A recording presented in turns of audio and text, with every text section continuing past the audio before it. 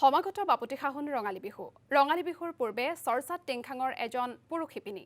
যুৱকজনৰ নাম হৈছে বিৰাজ গগৈ। তাঁতশালত চানেকি লৈ ফুল বচাত ব্যস্ত হৈ পৰিছে বিৰাজ গগৈ। হস্তশিল্পৰ আনুষ্ঠানিক শিক্ষা গ্ৰহণ কৰি বিগত 7 বছৰে তাঁতশালত কাপোৰ বৈ আহিছে এইজন যুৱকে। লগতে অঞ্চলটোৰ প্ৰায় 40গৰাকী শিপিনীক প্ৰশিক্ষণো দিছে বিৰাজ গগৈয়ে। ৰঙালী বিহুৰ প্ৰাক্ষণত বিৰাজ গগৈৰ এতিয়া অন্তহীন ব্যস্ততা।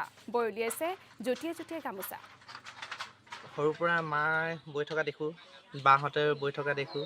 তাৰপৰা বৈ থাকোঁতে তেনেকৈ মনলৈ আহিলে, ভালো লাগিলে ব'বলৈ। তেনেকৈ এদিন দুদিনকৈ আজি ভালমান বছৰেই হ'ল কৰি থকা।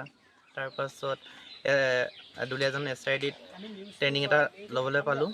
তাৰপৰা তাত তাঁতীশালখন শিকি মেলি এতিয়া নিজৰ এই ঘৰতে কৰি আছোঁ।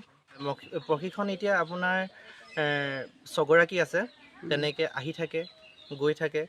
40-50 গৰাকীমান হ'ল দি থকা ঘৰত। মই কাপোৰবিলাক এতিয়া দুলীয়াজানত দিওঁ, তাৰপৰা গাঁৱতো নিয়ে মানুহবিলাকে আহি।